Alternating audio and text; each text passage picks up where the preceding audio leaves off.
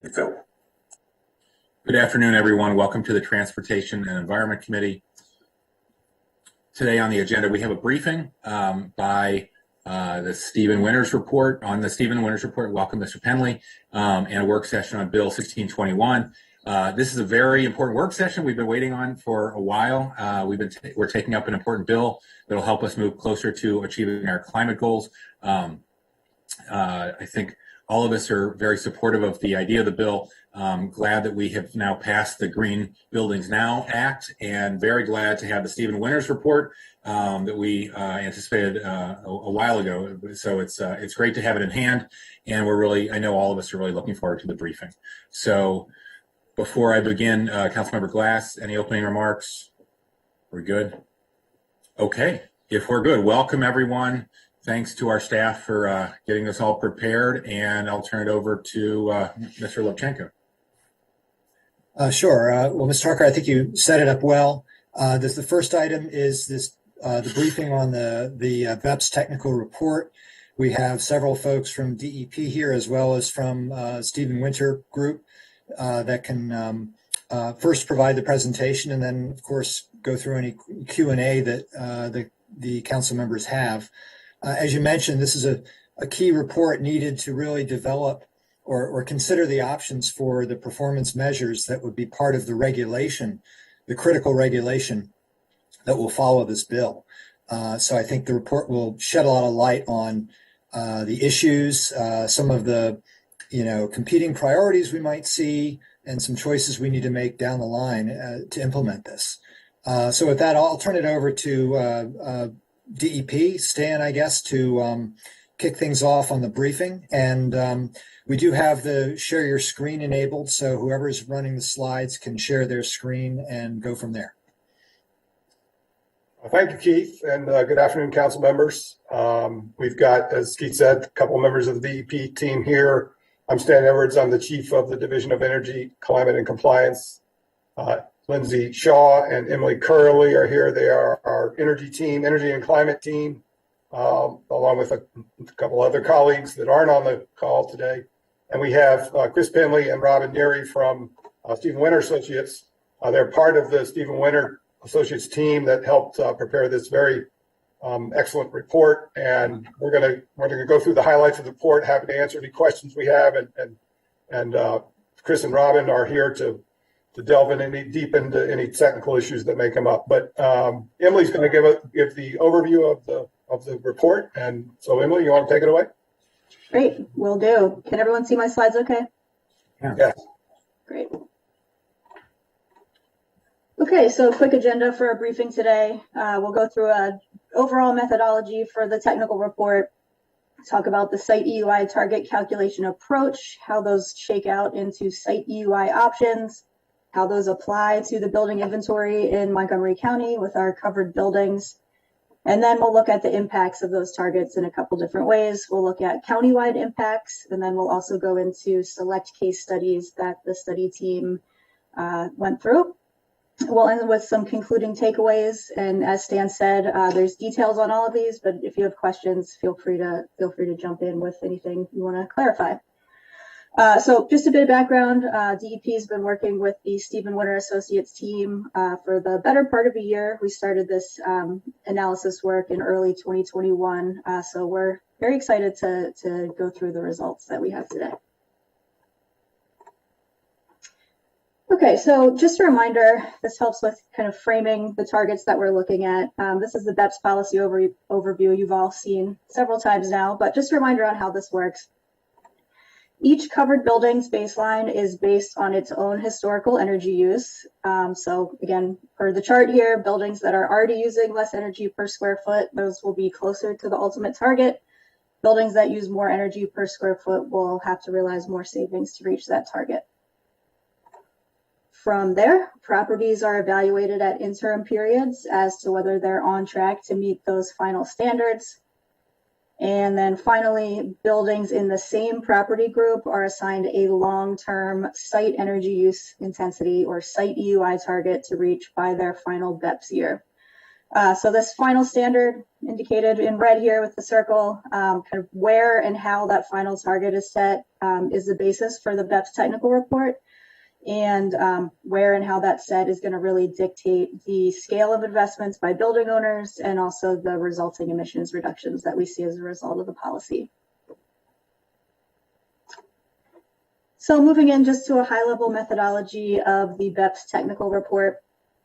So again, it's meant to provide policymakers like you all with technical information about setting those final performance standards. And so the report thought about this in these ways. So first, it developed an approximate covered buildings list. This was helpful to assess the number, square footage, and different types of buildings that would be covered by Beps. From there, the report looks at standard setting options to establish a recommended method for setting those building performance standards. So for this report, we looked at 2019 energy benchmarking data to look at the median or typical energy use profiles in those representative buildings across the county. And then to generate numerical site EUI options from different property types, the study team applied those methods to those different building groups. And that is what ends up with a range of different site EUI targets. And we'll get into the details on those options in the next couple slides. So based on the options of those potential site EUI targets, the report also models the countywide impacts of those covered buildings reaching those Beps targets. So it looks at the energy savings, greenhouse gas reductions, cost savings, and cost impacts. This is at the macro level, so across all the covered buildings in the county. And then the report also looks at 9 case study buildings. So these represent the primary building types that would have to meet a Beps target. And these case studies also focus on buildings that today were not meeting any of those Beps target options. So they would have some work to do to come up to speed and reach those standards. So these case studies, they create retrofit packages. So basically different options for how to save energy to reach those different targets. And those estimate, first of all, the technical feasibility of whether the targets can be reached for those case study buildings, the costs of implementing those measures, and then the energy cost savings and greenhouse gas reductions, as well as payback and return on investment of reaching the target. And like I said, we'll go into detail on each of these areas, so stay tuned. Okay, quick backtrack. This probably looks familiar. We went over this in the December 2021 work session. But just about how electrification and site energy use intensity interact, because this is going to come up in some of the standard setting options. So first of all, just so we're on the same page, site energy use intensity, site EUI, that measures the energy used per square foot per year on site within the building. And then using the site EUI metric really favors electrification. As we've seen, electric equipment operates at a much higher efficiency than fuel-fired equipment. And again, this is just important to keep in mind because meeting that a lower Beps site EUI target would require buildings to electrify some of their end uses over time, as well as improve the electric efficiency in their buildings. And we've got some calculations coming up on how that breaks down. This might also look familiar. We also looked at this back in December, but now we're reviewing it just to put some names around the different target options that were evaluated in the technical report. So as a reminder, on the left, we have the level of energy efficiency going from higher site EUI down to lower site EUI. And then on the right, the costs or efforts of building upgrades going from lower cost and effort down to higher cost and effort. So first of all, we can kind of imagine this as business as usual, no Beps. For the report purposes, it assumes no savings and no further investment in these buildings.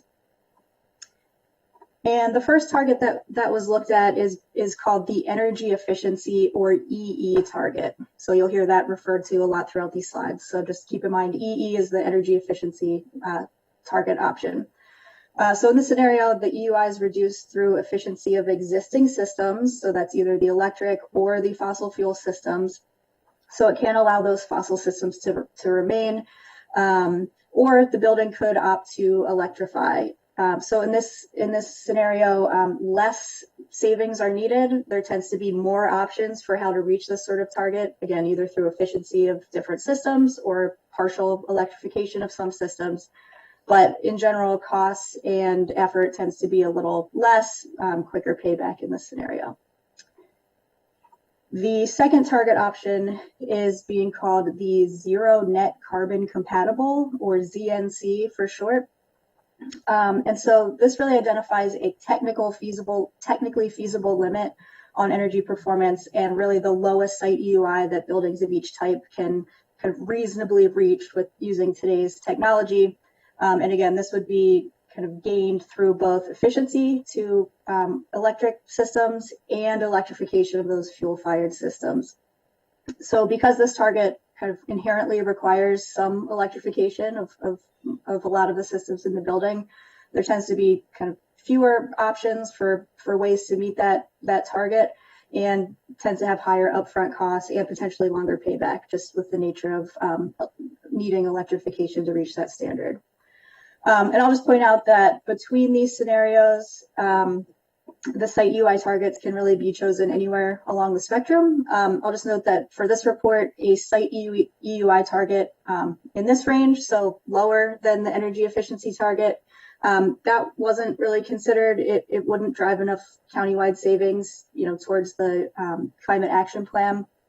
And then on the other end, lower than the ZNC target, that also wasn't considered, right? So this is again, kind of a technically feasible limit on performance. So buildings likely wouldn't be able to reduce lower than that. But in between these two scenarios, the report also looked at what's being called the midpoint between EE and ZNC, or the EE-ZNC midpoint. And again, that's just the difference between those two. It's one potential option of how targets could be set within that range to advance the policy objectives. Okay, so just want to get into details on how each of these target methods are calculated. So for the energy efficiency target, site EUI can be reduced by improving the energy efficiency of existing electric and gas systems. So how this is calculated is all energy end uses in the building. It assumes that those are deeply optimized and tuned without impacting occupant use patterns. So, I think I've stated this, but it could allow for buildings to continue the use of fossil fuel systems in their buildings, but it eliminates the inefficiency of those systems. I've also mentioned that for some buildings, the easiest pathway might be electrifying some of those systems. So you can imagine that, retrofits or other projects that are very disruptive to tenants require maybe entry into all units or participation from occupants. That can sometimes be difficult. So, just a straight out swap of a gas fired to an electric system could be the path that some buildings choose to take here. So what this looks like in practice for the table down here is that each of the end uses within the building type has a moderate reduction applied. So 15% reduction from the median for electricity, 20% for gas space heating, and 10% for gas water heating. And again, we'll go into how this looks with actual numbers, but this is the theory behind how that energy efficiency target is gotten at. Sorry, can you? You're saying that having gas space heating would typically reduce buildings' EUI by, or improve them by 20%, for example? No, the potential to reduce for a gas heating system would be about 20%. So if you have your typical building with, it uses electricity and gas, to arrive at the EE target, you would assume that about 20% savings are available in the gas heating system. And what is electricity then? That's like more efficient bulbs and things like that? Yep, More efficient lighting, electrical equipment, appliances? pumps, fans. Okay. Mm-hmm. Okay. Thanks.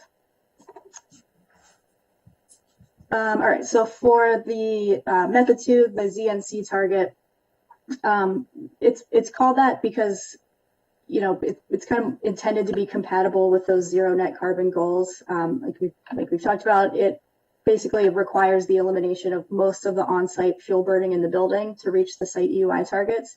So as the grid gets cleaner, this target gets the building sector closest to those zero net carbon emissions. So in this case, in addition to the efficiency reductions for each end use that we saw before, the Znc target also assigns an additional reduction that would be gained from switching those fossil fuel uses to electricity.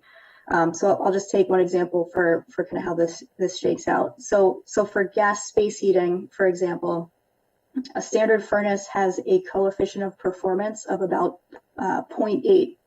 So what that means is that 1 unit of energy in to a standard gas boiled furnace creates about 0.8 units of heat. For a typical heat pump, though, the coefficient of performance is 2.5. So that means 1 unit of energy into the building creates 2.5 units of heat, and that is by extracting heat from the outside air. So, again, this gets back to that notion that electric, especially efficient electric equipment, is just inherently a lot more efficient than gas-fired equipment. And you can see there's kind of similar gains for water heating, cooking, and the gas laundry or other category. Again, the benefit here is that by 2035, buildings have likely started to electrify. They can take advantage of a cleaning grid that we, anticipate continuing along that path. And since there's still a reduction in electric or an improvement in electric efficiency, demands on the electric grid can also be limited a bit more. And again, I'm not going to go through the target methodology, but there's also a midpoint between these two, where it's essentially just splitting the difference between those as another option in the middle. So Emily, I just want to emphasize here what you talked about here. So for the EE target, we're talking about increasing the efficiency of electric systems and gas systems. And for the Znc target, we're talking about essentially electrifying the gas systems. So that's kind of the takeaway from these two options. I just want to make sure everybody understands that, because that's fundamental to the rest of the slides. So if there are any questions about that, please let us know.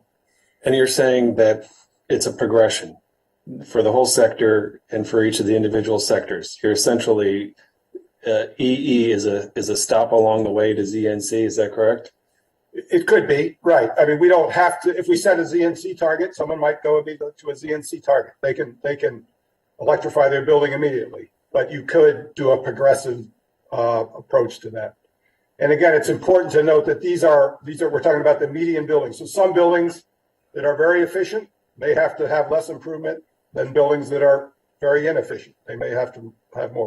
We're looking at averages here, medians here. I could hop in just real quick while we're on this slide, just so I understand it correctly. The gas cooking range, the gas oven, the gas range, is that in fact the least efficient appliance in a standard typical home or apartment?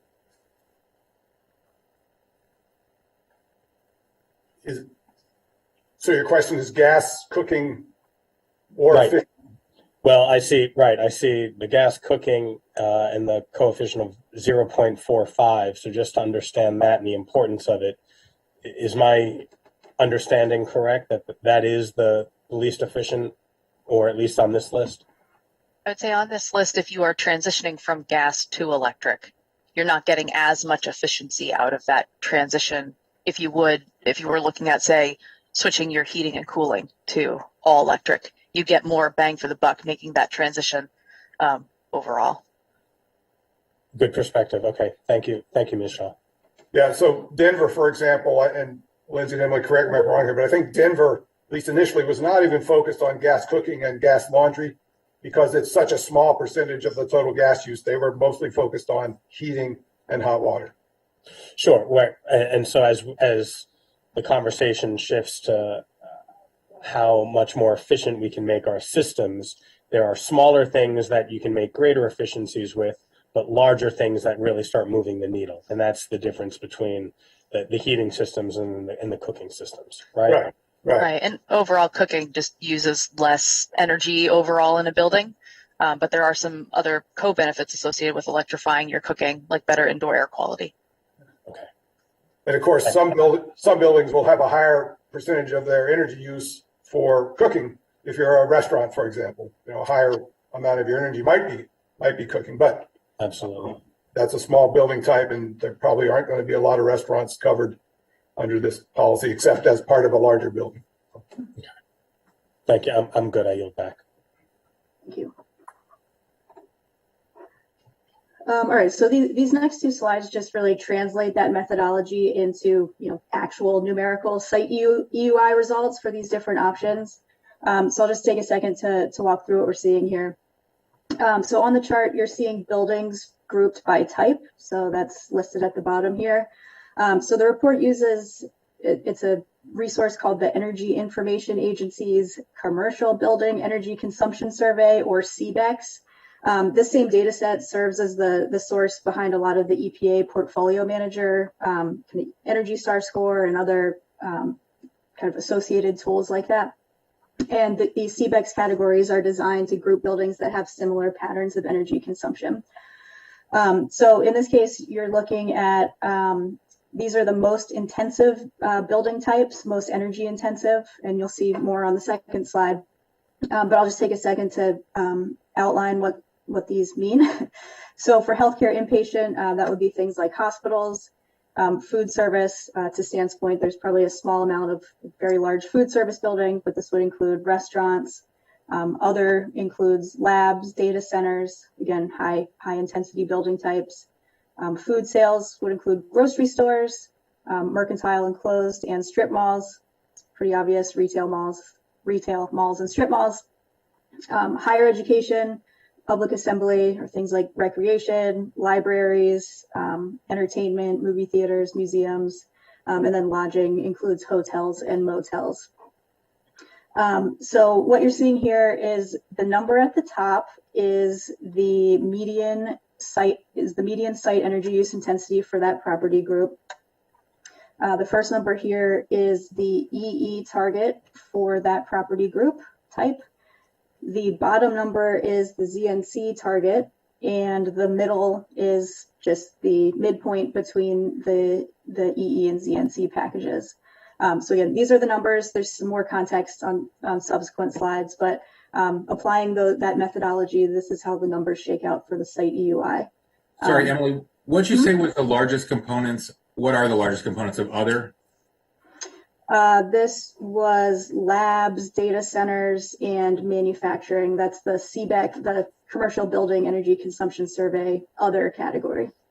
So commercial, ordinary commercial office buildings are in there? That's on the second slide. Okay. Yeah, so there's 2 pages of this. I figured, okay. Yeah. I just want to flag the other category is also an area in Energy Star Portfolio Manager where they do not receive an Energy Star score.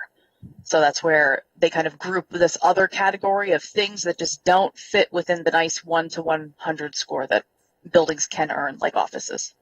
Thanks. Sorry, I knew I'd seen it elsewhere. Okay, so since I interrupted you, what are the largest components of other? Labs, data centers, okay. And those are the 2 biggest components. Okay. Mm-hmm. IT related. Okay. Yeah. Mm-hmm. And then again, food service, that's like restaurants? Yes. So in our current benchmarking data, there are some food service entities that are picked up. Basically, they share a parcel with other larger buildings. So in some cases, we did have that data. Part of the amendments that we're considering are moving from a parcel definition of a building down to an actual building level. So, looking at actual buildings that are 25,000 square feet and greater, there's not going to be any that I can think of standalone restaurants. But why that's important is because if there is a restaurant in an office building, we've talked about doing an area weighted average of these different targets to kind of give credit for that higher intensity use within a building. But in general, you're saying food service, which is mostly restaurants, is a very intense user? Yes. I'd say just to add on, we're seeing more food halls in Montgomery County that would fall into this category of just like multiple restaurants under one roof. Good point. And just picking up on that, so food halls and a cafeteria or restaurant within a larger complex, but I would then also presume restaurants that are in shopping malls, correct? That would be captured here too? Okay. Well, I guess it would depend on the characteristics of the restaurant, and I don't know that we want to get into these. So I'm specific in saying restaurant and not like food court, right? Because you know, a good friend of many of ours and of mine, Janet Yu, who owns a restaurant, Hollywood East in the Wheaton, Westfield Wheaton, that is a standalone restaurant that is enclosed in the mall, and so I think that would be captured here, correct? Again, it would depend on how the energy systems are in that particular space, and we don't know that. Could you take that restaurant and extract it from the mall, and it would still be able to operate, or does it have a heating system, for example, that is central to the larger building? We'd have to. Yeah. So okay, I don't know if this is the right time to drill down on that, but the mere fact that the restaurant is a tenant within a larger building, that doesn't satisfy the need here? So in the revised definition of a building, rather than buildings that share a parcel, it's buildings that are standalone or can be standalone on their own without shared systems. So one area where we ran through our buildings definition for a number of scenarios is multifamily, where are these individual residential units potentially stacked on top of each other or next to each other, or are they actual, a shared multifamily unit space? So whether or not they have a shared common water system and a shared, energy, water, any type of shared system where it can't be taken away from the building itself. So overall, we'd have to look at the Westfield Wheaton and see, is it considered the energy systems? Would it be considered an enclosed mall, or would it be considered a mall with a carve out for the restaurants that are there? Okay. The reason we're revising this definition is because we're trying to treat all buildings fairly and equally. We don't want, under the parcel definition, a fast food restaurant, for example, that was on the same parcel as an office building was required to do certain things that a fast food restaurant inside another building might not have to do. So we wanted to make sure everybody was being treated equal. Or I guess I should say a fast food restaurant that was a standalone on its own parcel. It wouldn't have to do anything, but a restaurant that was on a parcel with a larger building would have to do something. And we felt that was inherently unfair. Understood. Okay. Well, while questions remain, I'm glad that, or at least appreciate that the framing here was based on equity and fairness, right? So that is a good measure and goal to achieve, and we'll just drill down on some of the specifics later on. So thank you. Great. Let me go to the second slide here. So this is the remainder of the building types. So again, I'll just touch on these briefly. So public order and safety, that includes things like firehouses, police stations, and courthouses. Healthcare outpatient would be things like physical therapy, rehab, urgent care, medical office buildings. Office, I think it's pretty self-explanatory. Retail other than malls, so this would be things like beer, wine, or liquor stores, if applicable, rental centers, car dealerships. So that's a slight distinction there. Service would include general services you can think of, like healthcare, beauty, or repair services. And then I think the others here are again, fairly self-explanatory. So there's two things I wanted to point out here. And first of all, that's that there's some occupancy types that already have minimal gas use in that property type across the county. So that applies to property types like healthcare outpatient, office, and warehouse and storage. Those building types are already substantially electrified. They have minimal gas use in those buildings today. So in those cases, you'll see that the EE target and the Znc target are the same. So we're assuming that there's really no additional gains that can be made through electrification because most of the buildings are already substantially electrified. They're really focused on efficiency in that standpoint. And then the other just thing to note is that for multifamily buildings, we don't yet have Montgomery County benchmarking data for multifamily. So in that case, the analysis team referenced Washington, D.C.'s benchmarking data for some of the characteristics about the multifamily data and kind of mapped that over the multifamily building stock in the county. So obviously DC has similar weather patterns, somewhat similar kind of energy use characteristics. So that's just one additional note there between the similar targets and then the multifamily buildings.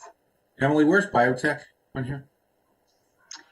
That would likely fall into the other with the labs and kind of manufacturing sort of applications. Thanks. Yep.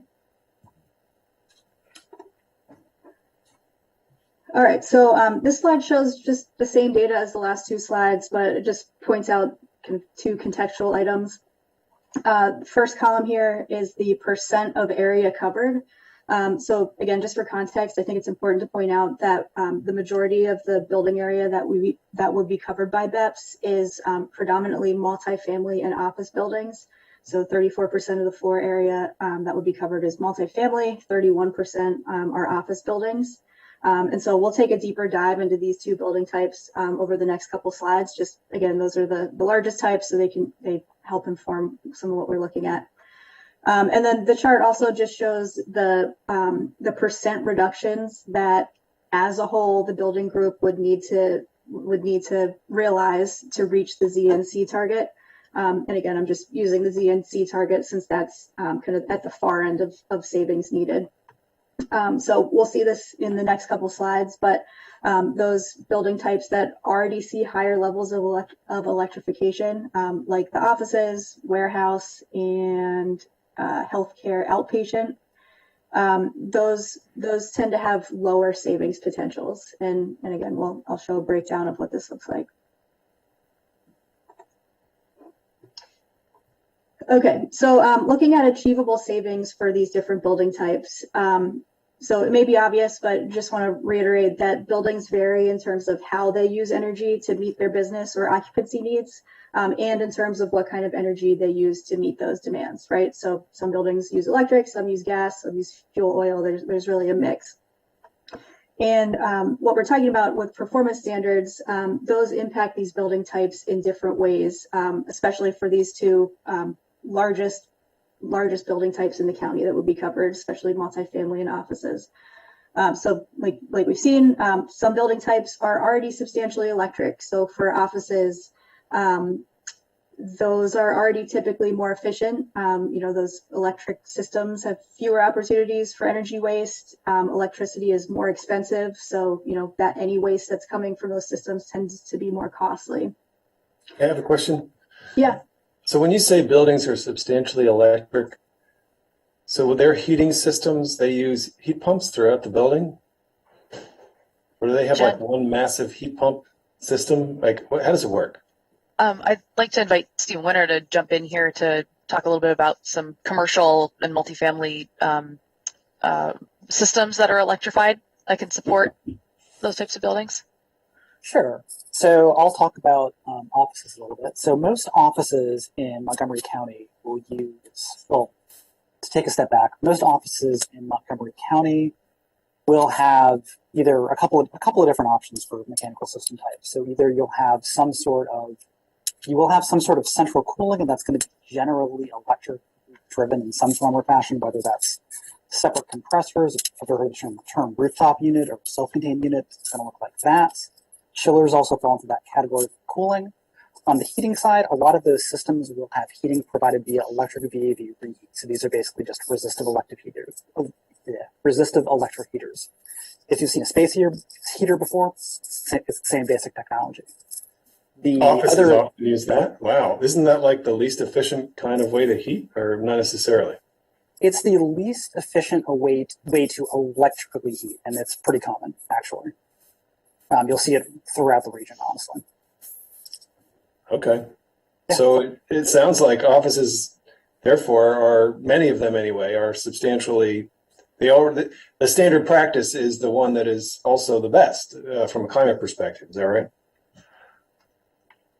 Well, all right, that's too complicated a question. Never mind. But office buildings are highly electrified already. We can leave it there. Yeah, office buildings do have electricity in place already. I would also kind of direct you to a slide I think Emily mentioned before about heat pump COP, in essence, around the Znc target, right? You have heating COPs that are greater than 1. The thing with electric heat is that your COP is 1 by definition. So you can actually make improvements on heating technology. Compared to what's...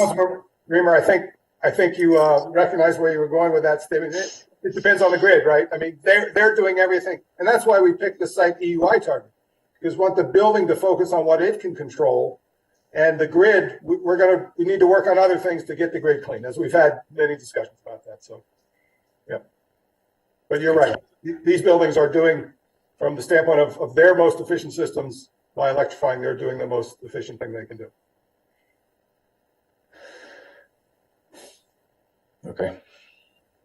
Yeah, so just to finish the thought on this slide, other buildings, especially multifamily, have large gas uses. So there's more potential for site EUI reductions with those systems. Like we've talked about, electrification is a very effective site energy efficiency measure, especially if you're going from a gas system to like a heat pump, a highly efficient electric system. So this just shows that between these two building types, there's kind of a large variance in the median percent reduction that would be needed to meet the various targets, especially the Znc target, where we're looking at the deepest reductions. So for multifamily, looking at a 44% median reduction. In offices, it's a little more moderate, a 16% reduction. All right, so I'll keep moving. So we talked a little bit about kind of the percent reduction needed. I also want to talk about the number of buildings within each of the property groups that would need to do something under each of these scenarios.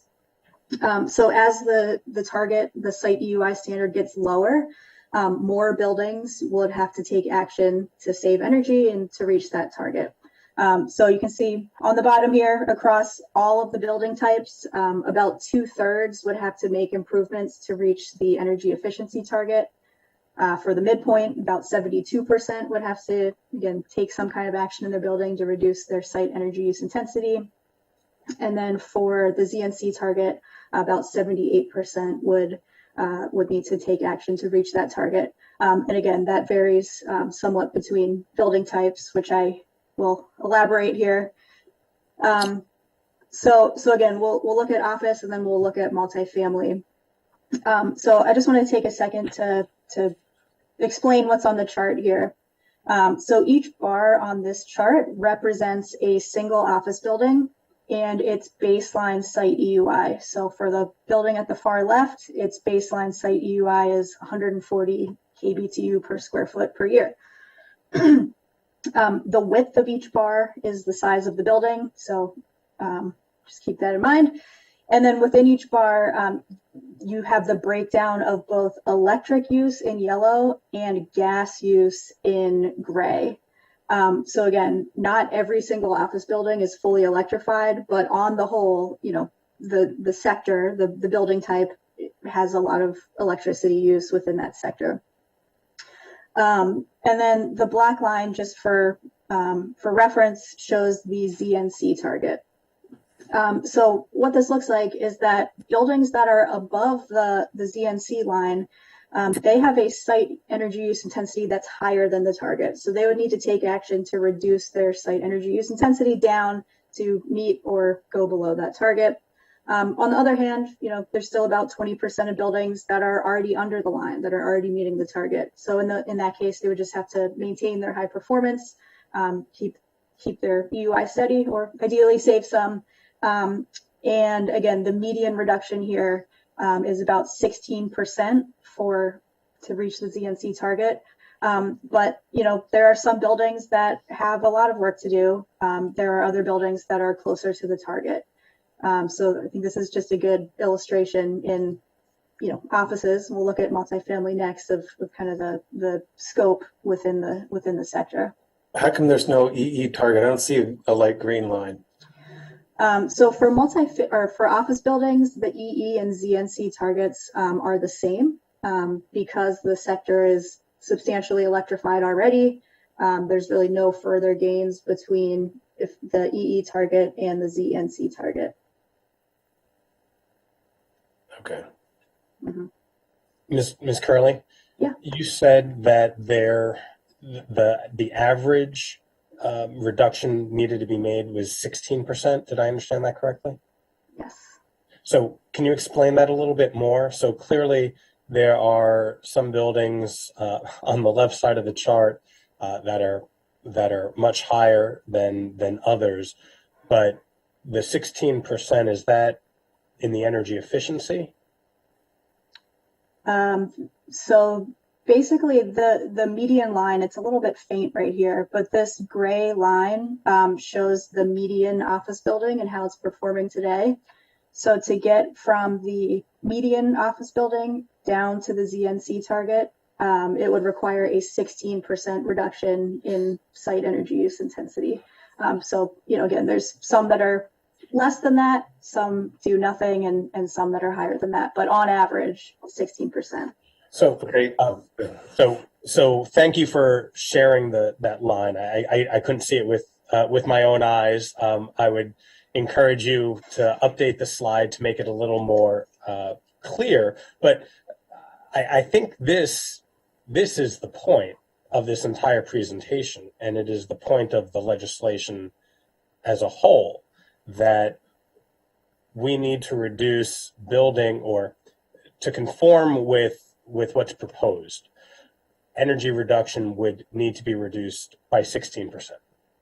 And clearly it would be harder for some buildings, or some buildings have to do more. You can phrase it either way, I understand. I see the emails, I see the correspondence from various sectors, but the reduction is 16%. And as we think about what we need to do as a community, as a country, as a planet, the request here is a 16% reduction. Is that correct? For offices, yes. For offices. Okay. Councilman, I just want to emphasize that we're not making a reduction or making a recommendation on the target. That's the regulation. We'll set that. We'll bring you this information is to help us and you figure out what might be the appropriate target. We're showing everything against the Znc target, but that's not the recommendation at this time. But we're trying correct. to. Well, and however it was, I phrased my point. It's based on this proposal and the proposal that is in front of us. Sure. But again, what's being proposed and how that proposal would be met would mean an average of a 16% reduction. For the Znc target, correct. But from the median. So some buildings, building by building, the number is going to be, for office, median for office space only. Right. So every building is going to have a different scenario. And this is modeling county-wide for all buildings to make sure that we were trying to say, if we're looking at buildings as a whole, and this is specifically looking at the office building sector, what can these buildings realistically achieve with market available technology? And so we are saying the Znc target is the lowest target that we can go to right now.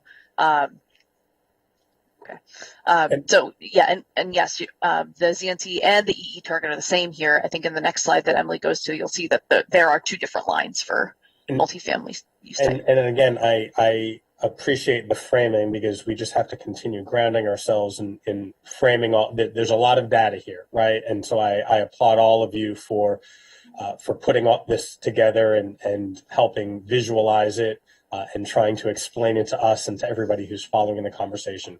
There's a lot, but the 16% based on the median, that is important.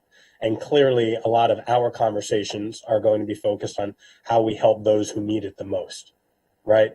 And that is going to be a goal to try and help those the older, larger, less efficient buildings update, modernize, so that they become the buildings we need them to be and that they can be. So, okay. Just one more comment here. So my understanding is the winter report doesn't necessarily take into account how those building owners might be likely to modernize their equipment with or without Beps. And that if you look down the road 10, 20 years, it is also safe to say that a fair amount of that efficiency is going to improve on its own because equipment is at the end of its lifespan. And, when it expires, it gets replaced with more efficient equipment.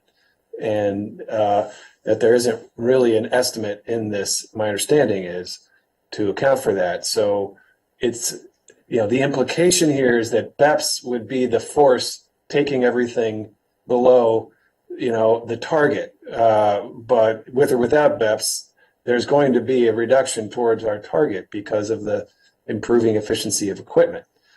So it's just relevant not to overly attribute progress to a regulation or a cost to a regulation because, these buildings are going to have to get updated regardless, or else they won't be habitable. So any comment on that? Well, I think, go ahead. We'll, in a couple slides down, we'll talk about that issue of buildings doing retrofits at the end of life of equipment. And you're right, that does factor into the cost of things, the efficiency of the building. And it wasn't possible in this particular report, even in the case studies, to fully understand when those cycles might be when they replace things. So I would say I agree with you that buildings will over time become more efficient, but I don't believe they will come as efficient as a standard might require them to be in the time frame they're required to be. Because I'm definitely not saying that, we don't need Beps. I'm just saying there's a lot of concern about, and one could walk away from this thinking it is only regulation that is going to be driving this number, and therefore the cost of all of this retrofitting is a cost of regulation, when in reality there is a natural industry cycle that must be recognized here as well. Yeah, that's right. And that is a very important point, and we'll emphasize that in the future. These buildings in the time frame of the BEP standard, they are going to have to do, this equipment will reach the end of its useful life. They will have to do upgrades. That's going to cost something. And we did not take into account that cost because we didn't know in this study when a building might reach its equipment might reach the end of its useful life. But you're absolutely right. That is a component they're going to have to, that's part of the operating a building.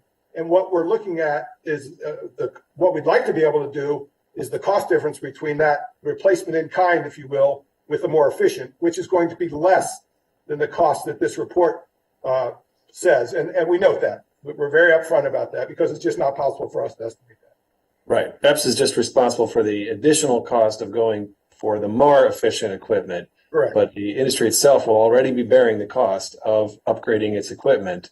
Right. And because HVAC equipment is required even by federal regulators to improve, there is a lot of efficiency embedded in the system already and a lot of cost embedded in the system already. And we shouldn't overly ascribe costs here only to Beps when they're actually being incurred organically as the building stock ages. Correct. And one of the reasons we chose this long-term trajectory approach is because we thought it gave building owners a lot of flexibility. They in that time, they know they're going to have to get to a target many years down the road, and they probably are going to have to do an improvement between now and that final Beps target. And so instead of just replacing in kind, go ahead and make that investment, that incremental investment in the more efficient technology and meet the final standard. So yeah, we think it gives building owners flexibility and accounts for that normal operating costs of maintaining the building. And we did in a couple slides, I think Sam mentioned this at the onset, that we go into a pretty significant detail coming up on the cost impacts of Beps and how it relates to regular maintenance costs of a building. Okay. You also just confirm, Emily. So I think I know the answer to this, but the choice of the EE versus ZNC, that's going to be in the regulation, Yes. not in the legislation. Right. I didn't see it in the legislation, so we're waiting on that key element. Okay. And so this technical report is the preview into that, Right. to say, here's what we can actually do with our current building stock. Here's the data-driven decisions that we can make here. So given the findings in this report, how do we all want to move forward with creating regulations to follow Bill 1621? So we understand the trade-offs. Thanks.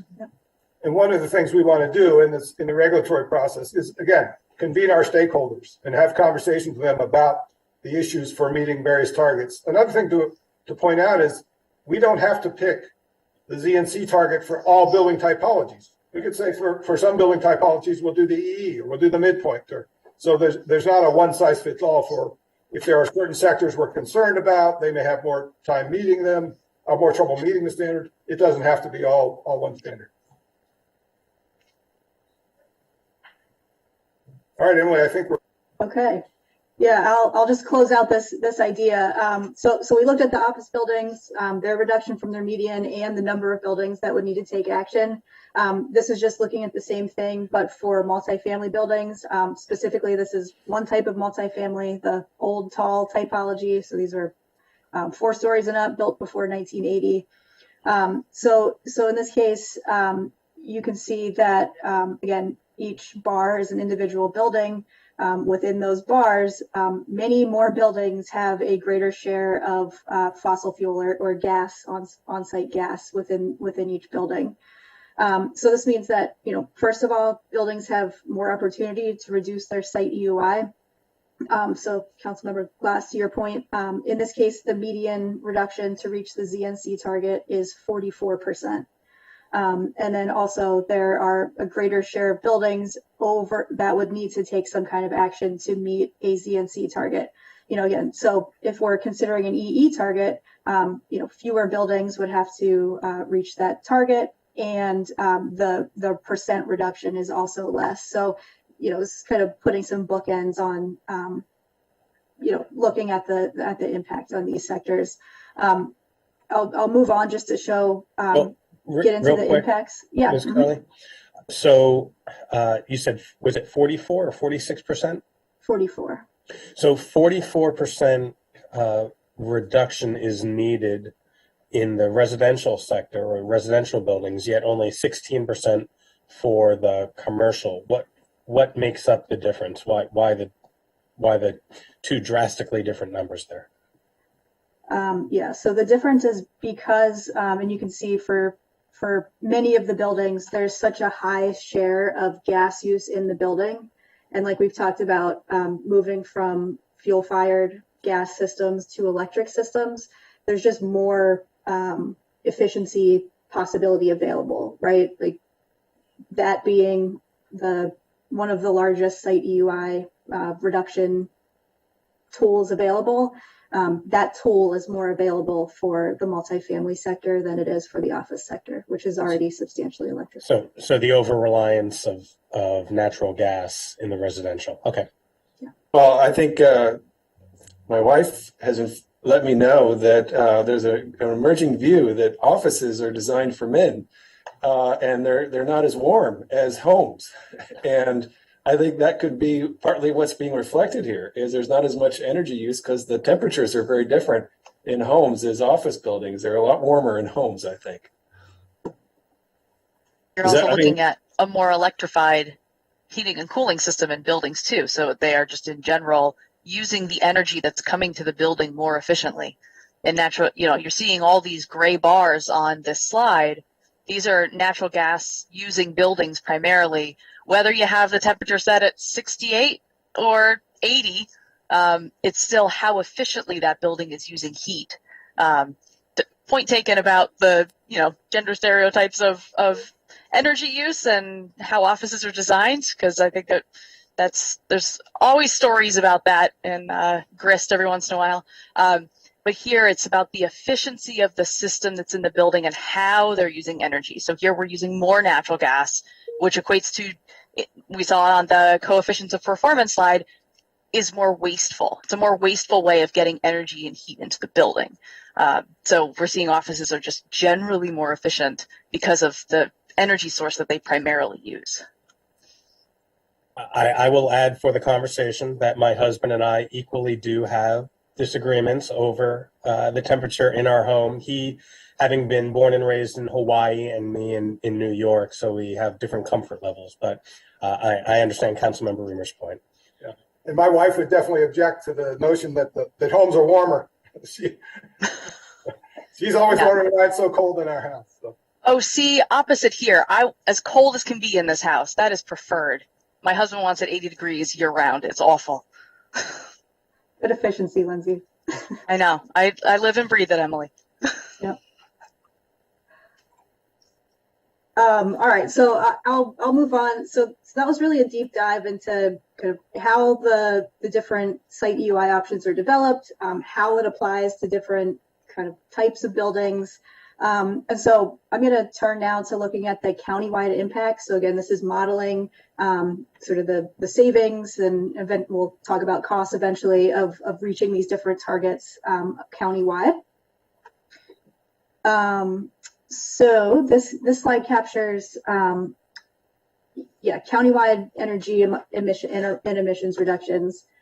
So it looks at the resulting savings in the final Beps year. So this is kind of after all the savings have been reaped compared to the baseline. So what it would have been without any Beps. So for the EE standard, the first row that you're looking at here is the reduction in site EUI versus the baseline. So for the EE standard, again, Councilmember Glass, I think back to your point, across all the buildings, the reduction in EE would be about 23% from that pre-baseline condition. The Ee Znc midpoint is 28%, and then the Znc, blending all the different property types together, is a 35% reduction in the site EUI to get to the Znc target. The next row shows the reduction in on-site fossil fuel use. So whereas the first row shows total energy, the second row really isolates that to just on-site fossil fuel emissions.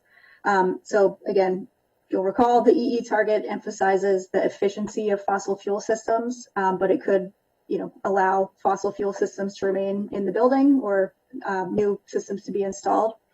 And on the other end, the Znc target shows a much greater reduction in on-site fossil fuel emissions since we're really relying on electrification in a lot of cases to reduce the site EUI. The third row here, we're looking at reduction in emissions versus the baseline. And so this third row really looks at the impact of the policy itself. So this assumes no changes from today's grid. The grid has the same fuel mix, the same amount of renewables on the grid, and assuming that does not change in the future. So kind of isolating the impacts of the Beps policy, an EE target would reduce 19%, midpoint 22%, and then the Znc standard 26%. And then the last row here kind of couples both the Beps policy and a carbon-free electric supply scenario together.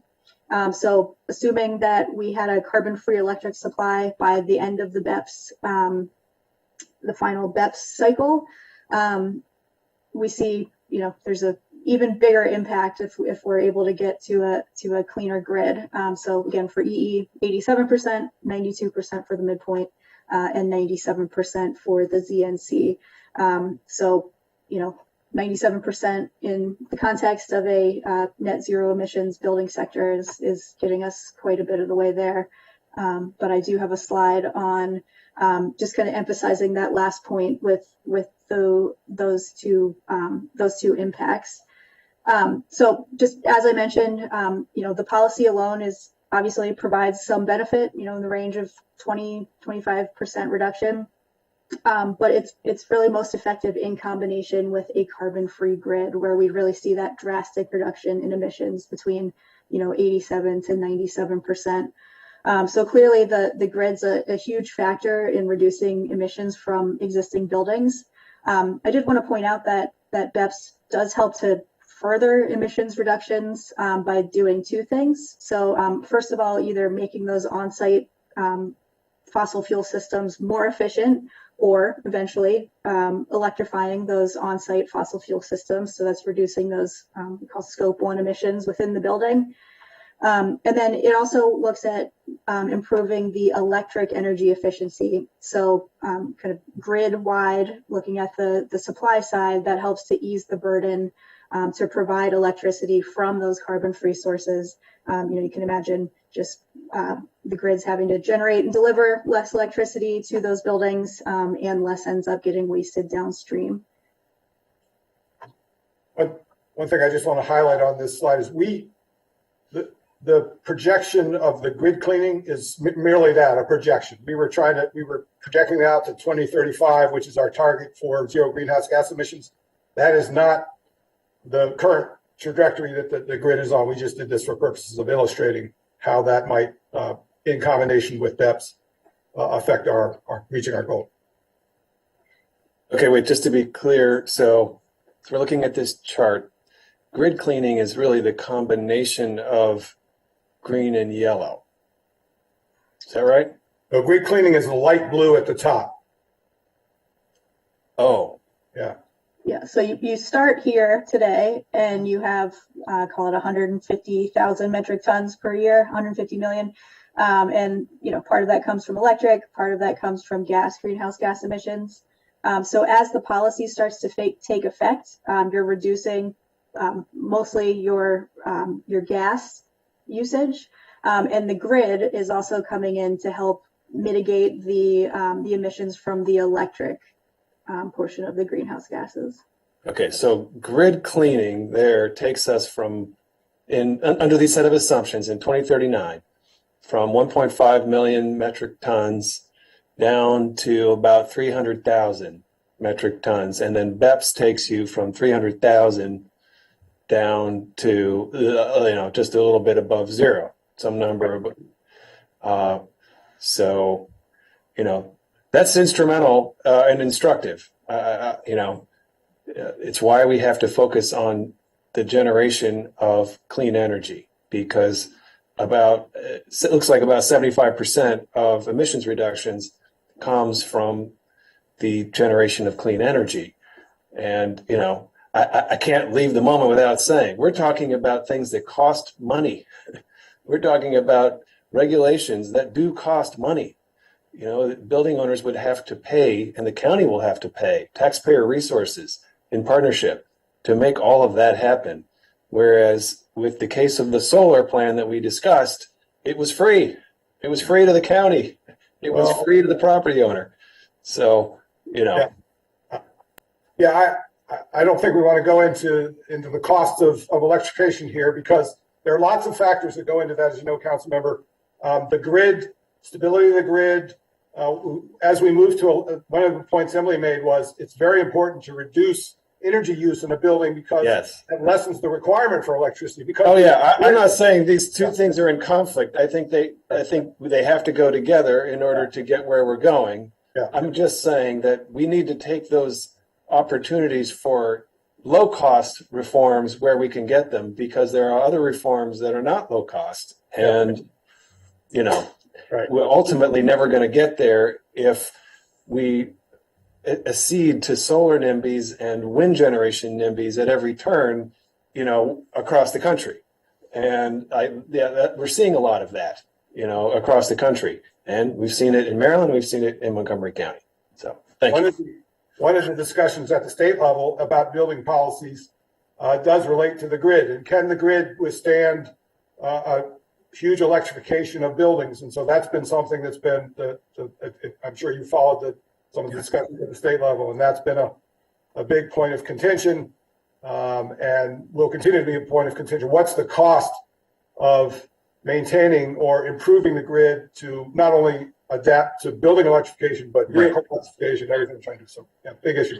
Yeah, there's a lot of votes in my old committee today on renewable energy and efficiency issues, and the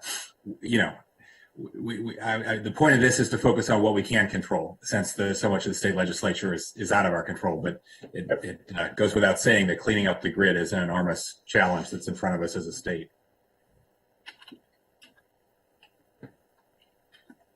All right, I'll keep moving to talk about some of the other impacts here. So before we review the table, Councilmember Reamer did touch on this, but just want to make it very clear that the costs throughout the report that we're looking at, they represent the full cost of a new system. So we're not talking about the incremental cost above a replacement. And like we've mentioned, between now and 2035 or 2037, most of those, we think most of those major in building mechanical systems, that mechanical equipment is likely to be replaced. So, in practice, replacement of that system would create a lower effective cost, since there would have been a cost to replace that system anyway.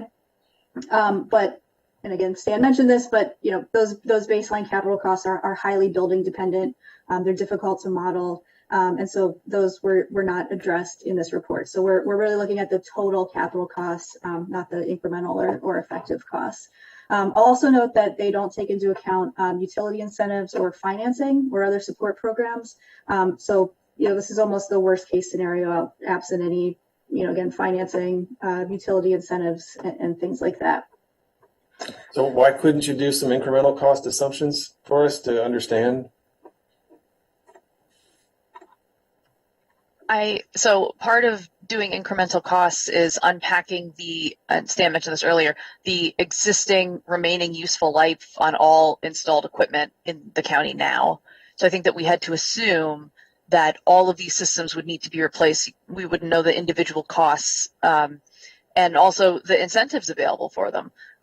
We looked at that independently of what incentives are available through the utilities or through the state, just because there's too many variations of what could be installed and how many years.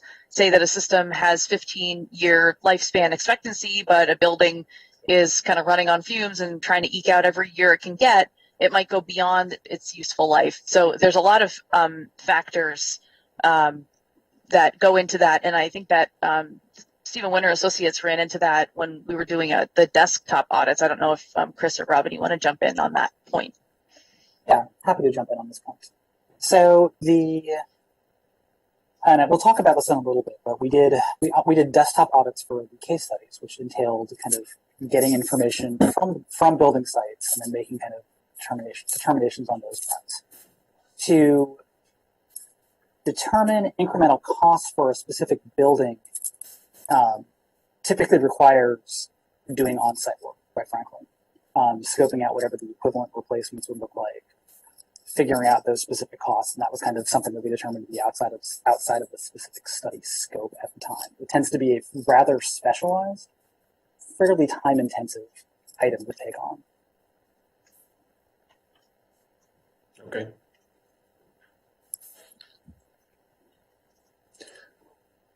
All right. Well, again, it leads one to think that the cost of doing this work is from Beps, but it's not. It's an incremental cost. And keep going.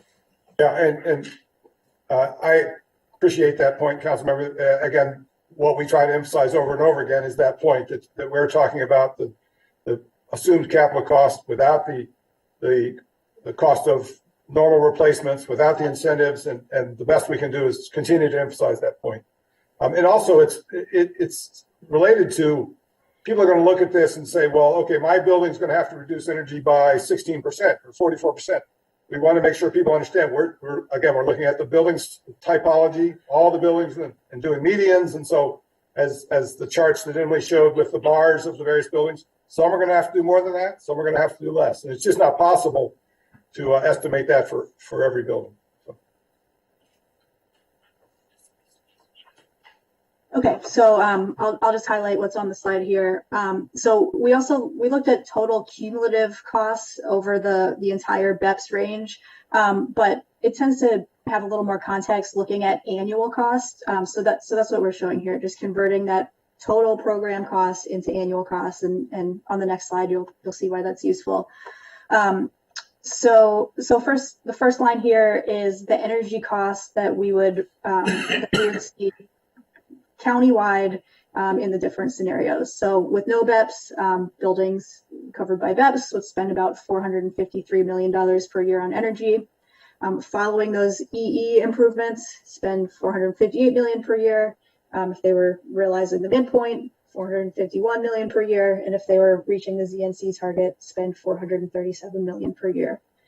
So just by subtracting, you can find the energy cost savings. Again, this is annual across the whole county for each of those different scenarios. So $85 million compared to no Beps for EE, $106 million compared to no Beps for Znc.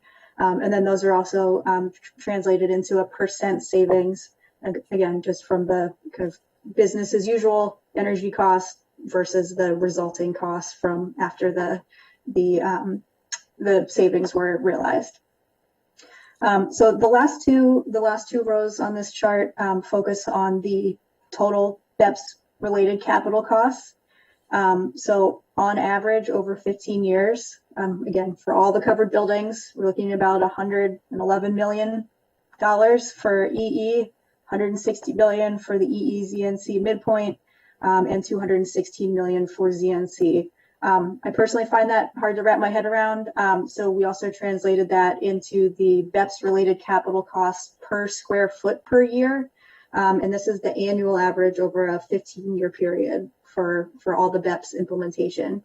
So again, this shakes out into about 48 cents for EE, 69 cents per square foot per year for the midpoint, and 93 cents per square foot per year for the Znc target. Can you comment on the resources that are available through the Green Bank financing strategy that has been approved? How much of that gap do they fill? Are you able to see that in any way? Yeah, I don't think we can, well, at least not right now. We couldn't opine on that, council member. We'd have to give that some thought. Again, because each building's going to have a different capital cost. We'd have to think about that. So certainly not from this report, or now we're not prepared to answer that, but certainly that. Okay, but it's still useful to get a sense of some very large round numbers, because it could help us say, okay, if we want to partner with the private sector to ease this transition and try to address that incremental cost, it's actually not so great that that's impossible. A combination of Green Bank funding and tax incentives could very well make that go okay. Yeah, and I think what we'll want to do is concentrate those resources on under-resourced sectors, because those are the ones who will need the most help. So just from an equity standpoint. And I think the next slide Emily's going to talk about, we'll put these numbers into some context too, that I think is important. Again, where the standard is set through regulation will determine how much of a gap needs filling. So if we're going for a very aggressive standard for different building types, we're going to have there's a bigger gap that will need filling versus if we went with an EE or even a midpoint standard. Go ahead, Emily.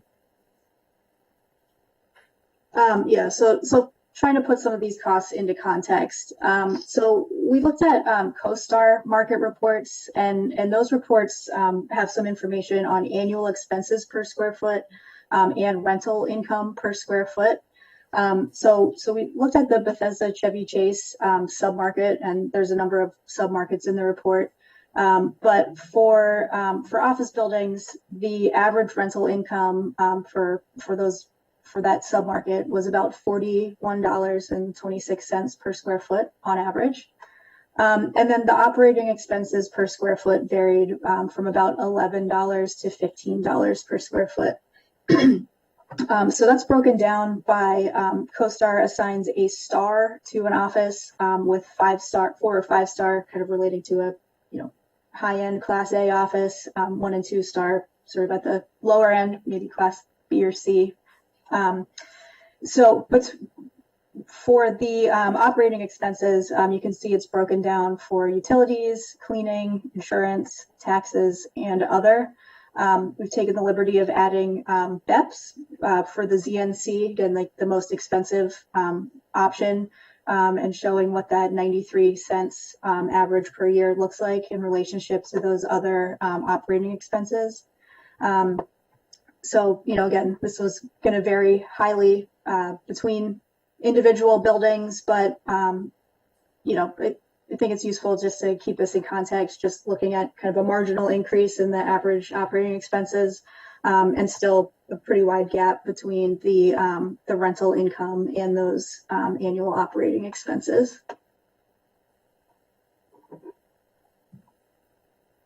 Okay, wait. Thank you. Keep going. And just to flag that the data on this slide isn't in the Beps technical report. We just wanted to put some of the cost per square foot figures from the Beps technical report into context of what it means when you're operating a commercial building in the county.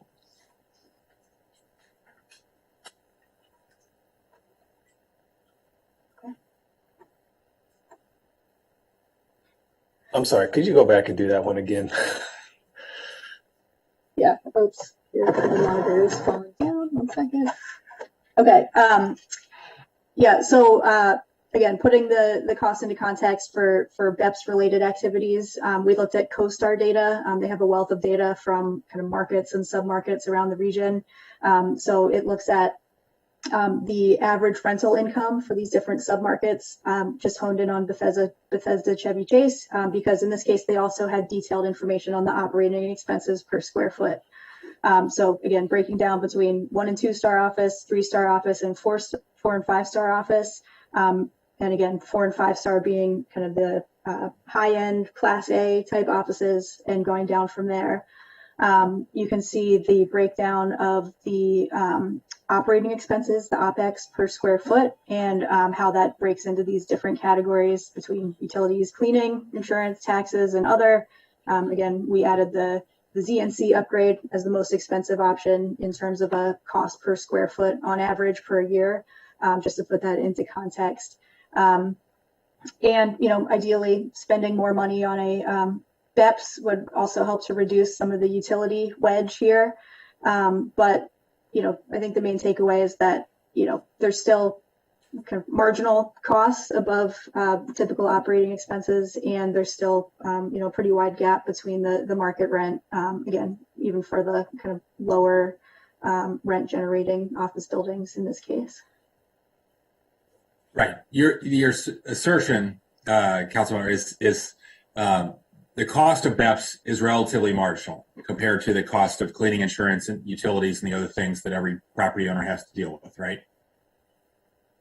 That's the overall point of the slide. Is that true? Mm-hmm. Is that fair? Yeah, just putting it into context with what buildings are already spending on other activities. No, and that's great news if this is all accurate. One question I had quickly, just takeaway is Beps, even at the high Znc end, adds not the same percentage, but roughly the same amount, regardless of the type of office building, which is surprising to me. Wouldn't it be fair to assume that most of our 1 and 2 star offices are older, less efficient buildings, and the 4 and 5 star ones are newer ones that have been upgraded, older ones that have been upgraded that are now 4 and 5 star, or newer ones? Is that not true? Well, we couldn't look at that level of detail, Councilmember, to break down.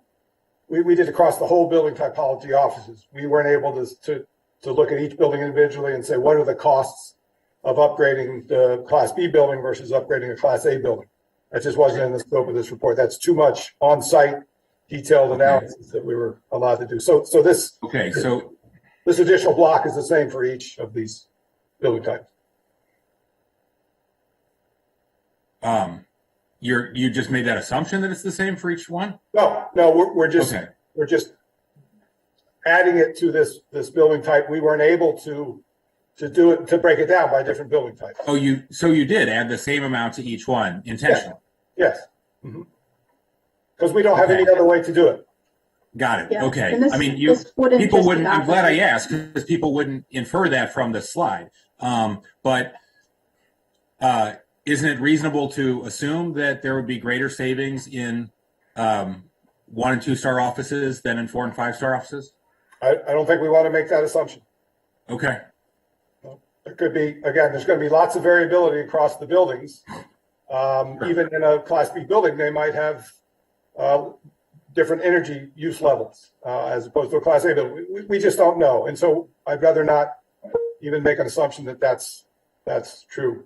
I don't know if Stephen Winter Associates folks might want to chime in here, but I think we've done comfortable making that assumption. And these are the additional costs based on at the ZNC level in the first year. No, these This are is the which year? average cost across all the years. Okay, over how many years? 15 years, breaking up that large cost into 15 years. Okay, this is per square foot cost. right. Yeah, if I could just jump in, we looked at offices by class in terms of looking at the energy use distribution, so the EUI distributions of those different classes of buildings. And what we found was that they actually do have fairly similar distributions to each other. So Class A and Class B and Class C, they have the same median of that 62, 63 kBtu per square foot. So we found that setting the target at the same levels was appropriate, whether it was Class A or Class B. Now, the strategies that they follow, because they have different sort of operating characteristics, might be different. But in terms of setting the targets, we found that it was appropriate to set them at the same level.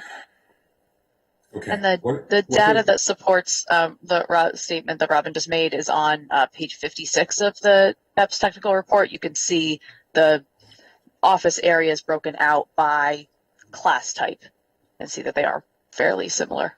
Okay. And again, what goes into other? I'm sorry, where are you seeing other? The blue bar, the largest one. Oh, I thought I had a note on this. Yeah. I would imagine that's probably maintenance staff and Yeah, exactly. Security,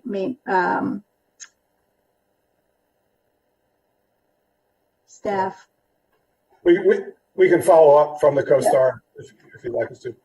One of the things I was going to say is that bar might also reduce a little bit with more efficient modern systems. You know, in older inefficient buildings, maybe not even older, but inefficient buildings where maintenance staff is having to do a lot of it. They get a lot of complaints about it's too hot or too cold in here. Can you adjust this? The thermostat's not working. But you know, and if you get a more efficient system, that might also reduce that blue bar a little bit. But again, we weren't able to estimate that.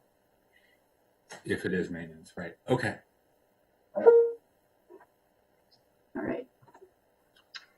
All right. So coming to our last section of the report, gonna switch gears and talk about case studies. So just a bit of an overview. So again, we modeled the savings and impacts across the whole county, and then also selected 9 buildings for individual case studies. So these were representative of the main building types that we're going to have to take action under Beps. So these 9 buildings included 3 offices. It was 1 Class A office, an older mixed fuel office, and an older all electric office. We looked at 3 multifamily buildings, a new high rise, an old affordable high rise, and an affordable garden style apartment. We looked at 2 lodging facilities, 1 hotel with conference center and generally more amenity space, and 1 we're calling standard hotel, and then 1 worship facility. So these building types that we looked at represent over 70% of the floor area that will be covered by Beps. Again, like we've seen, offices and multifamily make up the bulk of that.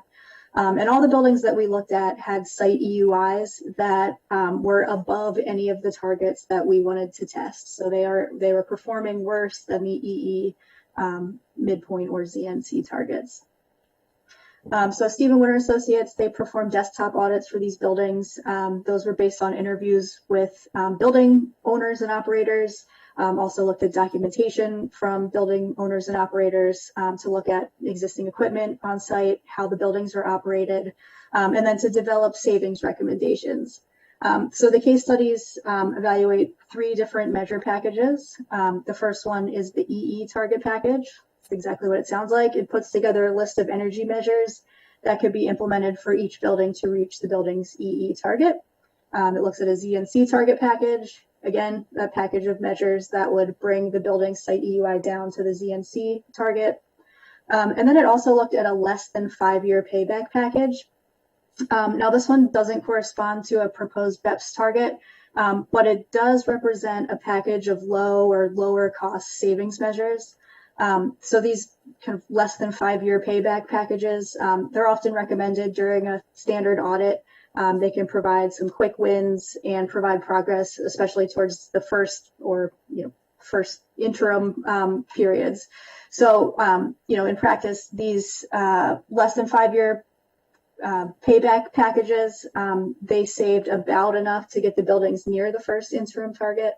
So like about a third of the way there. So again, just kind of a way to look at how buildings might implement this, look at getting some quick wins and getting some payback generated from those projects. And then we'll highlight the impacts, but each of the measures for the buildings in the package summarize the costs and savings. So look at the site EUI and greenhouse gas reduction, cost savings and cost, and simple payback and return on investment. Okay, so this was an example from one of the case study buildings. This was the affordable garden style multifamily building. So this building was between 50 and 75,000 square feet. We did anonymize some of the data. It was built in the 50s, and its kind of baseline EUI was 120 kBTU per square foot. So looking at the EE package of measures, there were 3 measures identified. And so the first was somewhat of a low-cost effort, looking at installing faucet aerators, get some hot water savings, some quick wins there. The second project was electrifying the hot water boilers with a ductless split heat pump system. So like we talked about, the costs in the report show a capital outlay of $745,000. But the report also showed that that would likely come at the time that the building was already replacing the existing hot water boilers in the building. So this is one example of how, for a multifamily application, replacing a central system at the time of failure or at the time it needs to be upgraded might be easier than coordinating upgrades in multiple units or engaging many tenants. It's just a kind of straight technology retrofit. For the EE package, this building also had 2 domestic hot water heaters. They also reached the end of their useful life during the Beps period, but we just assumed those were replaced in kind and assumed no additional savings there. And then finally, the building could add solar PV. Again, the details of exactly how renewable energy will be credited or allowed for in Beps, that will come in regulations, but on-site solar PV we believe will be eligible towards Beps progress. So overall, the total investment over $1 million, cost savings per year is on the order of $60,000. It was about $16 to $25 per square foot. And then the ROI here was 5%. And again, this each of the case studies has these laid out. This is more just a visual of how kind of theoretically applying this in a building to give you a sense for how these packages look. And then similar, I won't go into all these boxes, but for the Znc Target, really the only additional project is now fully electrifying the building. So at the time that those 2 domestic hot water heaters reach the end of their natural life, those are converted to an electric air-to-water heat pump system. So again, that gets the overall site EUI down. There is a higher total cost, and the ROI on this, the return on investment, is slightly lower at 4%.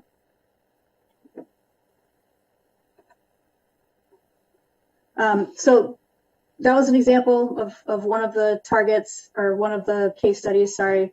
So looking across all the buildings, we did find that the Znc target was technically achievable with existing technology through a combination of efficiency, electrification, and in some cases adding solar PV. So I'll just highlight the chart here again, but on the very left, you have the baseline EUI, so where the building started. The dark blue bar is the Znc Target package EUI, so what resulted after implementing all of the Znc measures in theory. The EE Target package EUI, and then you can compare those to the EE Target EUI, and the Znc Target EUI. So really the takeaway here is that all of those resulting packages do end up below their target requirement. So, all these buildings were able to have, enough savings available to reduce enough to meet or exceed those targets. And again, this was looking at, technology available today. So these would be technically feasible for these case study buildings. All right, last few slides here, but quick reminder here before we get into the cost and benefit terminology, just to level set. So we look at cost per square foot. So this is a total cost of all the efficiency measures in the target package over the course of the Beps period, divided by gross floor area. All those same caveats still apply. This is the total cost, not the incremental cost. We look at savings per square foot. So that's the total annual energy savings that result from those efficiency measures that are realized from those target packages, divided by gross square foot. We talk about simple payback. That's calculated by taking the total project cost divided by the energy cost savings per year. So this really looks at the number of years until the cost savings pay back the initial upfront investment. And then the return on investment, similar, takes the energy cost savings per year, divided by the total cost and converts it to a percentage. So this looks at the percentage return of a particular investment. So with that in mind, I'll skip ahead to the case study costs and benefits in these buildings.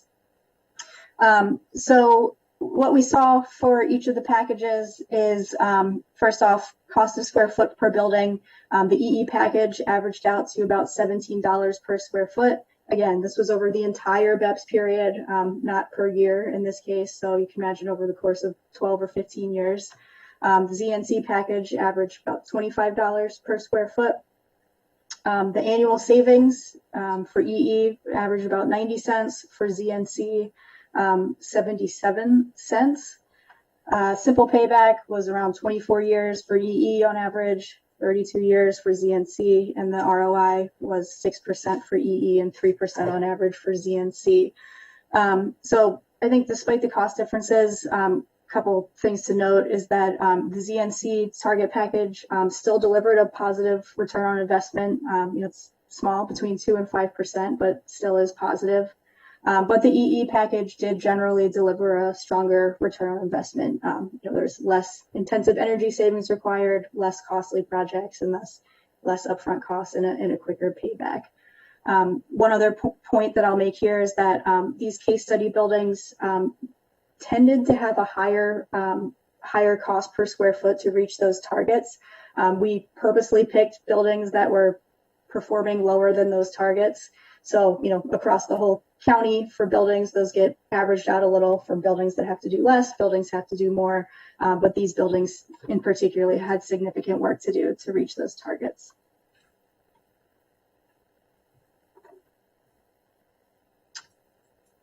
Okay, so again, that was an overview, just looking at each individual case study, just to see how the cost per square foot, which are in the orange and yellow bars for the Znc Target package and the EE Target package, what they look like for each building. So, like we've talked about, even between in one building type, like for multifamily, the cost per square foot did tend to vary quite a bit based on the type of projects available and the existing performance of that building. And then the lines on the chart also show the target package return on investment. So again, the EE ROI tended to be a bit higher, but that's how it looked for each of the buildings. Just to anticipate one question, why are the costs of the EE package higher than or less than the return on investment, higher, or the cost less for energy efficiency than Znc? Because right now, at least, gas is a relatively inexpensive fuel. And so when you electrify, it's going to cost more right now. That's obviously we can't predict the future there on how those costs are going to go, but it's anticipated gas will increase. And I think we've seen that recently. Okay, so I'm going to bring us home, and then we can certainly open it up to questions. But we just outlined a couple of conclusions here. So the first thing we saw is that the most aggressive Beps standard, the Znc, it was technically achievable with market available technology. So we saw in all the case studies that it was technically achievable. I think we would also say that any Beps target is better than no target. So, you know, regardless of the target that's adopted, they'll both produce greenhouse gas emissions reductions, create energy reductions, and also on-site fossil fuel reductions, which we know is critical for our climate action goals. As the targets become more stringent, the ways for those buildings to reach the targets becomes a little more limited and increasingly expensive. So for the EE target, we've talked about this a lot, but it could permit fossil fuel systems to remain, delaying some of the deepest greenhouse gas reductions. But there would be a wider range of efficiency measures available, looking at either a more efficient gas system or electrifying some of the select end uses. And the Znc target requires fuel switching or electrification in most of these building types. So that tended to have higher upfront costs, potentially longer payback, but really does start to remove fossil fuel use from on-site use in the buildings and gets the county closer to our climate goals. And I think we drove this home as well, but you know, choosing where to set the targets should really consider the impact on those highly fossil fuel dependent buildings. Coincidentally, those tend to be, you know, some of our under-resourced buildings, thinking about affordable housing and that sort of sector.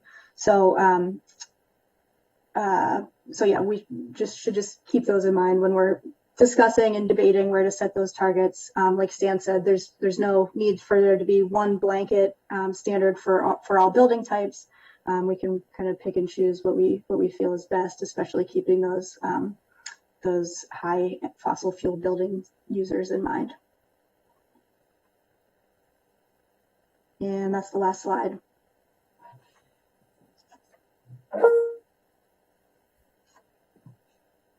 So I'm sure there may be some questions. One thing I just want to insert here, I want to thank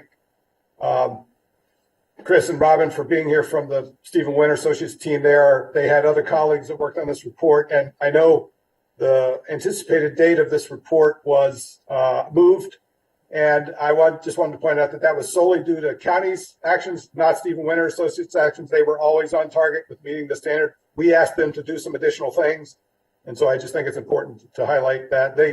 I think this is an incredibly detailed and excellent piece of work.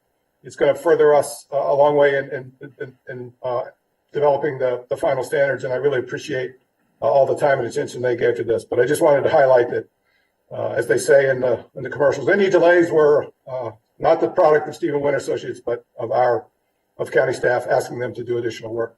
And that was really to provide you with more information to help you in the standard setting process. But we're happy to take any questions you might have now or in the future.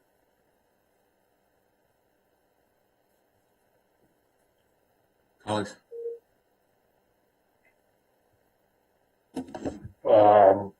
Okay. So, well, what's the next step here? I mean, you know, how long do you think it will take to develop regulations after the council approves the legislation? So the regulatory process is a little bit, as you guys know, you deal with it all the time, a little bit cumbersome. We also want to make sure that we are talking to stakeholders. We want to get their input before bringing options to the county executive and then to the council. So I think we've put a target date in the proposed law that I think we'll talk about in the next session. But we certainly want to move this as quickly as possible. It's our goal to of course, we're part of the climate team, and we're anxious in reducing emissions from buildings, and so we'd like to get this enacted as soon as possible. One of the reasons we think it's important to adopt the legislation is because, again, that sends the message that we are adopting performance standards. It starts people on the benchmarking path, which is important for them to understand where their buildings are. So that's why we think the legislation, adopting that quickly is a good idea. We also have Sorry, we We'd all also like to wanted. move it as, sorry, Ms. Shaw. Go ahead. I was just We'd going all to like tag to on. move it as quickly as possible. If you all could just raise your hand if you want to be recognized, that would be helpful. Go ahead, Ms. Shaw. Thank you. Appreciate that. One other point in the bill is to establish an advisory board to help us with BEPS implementation. And we were hoping to have that advisory board in place to help advise us on the regulations as well, to make sure that the regulated community has a seat at the table when we're drafting regulations. Thank you. Well, I have assumed it would take, maybe a year. I just want to provide a very general sense here. I mean, this is not something that you can do quickly. It takes a lot of time, right? Right. I think, a year is not an unreasonable time frame. That's right. Yes.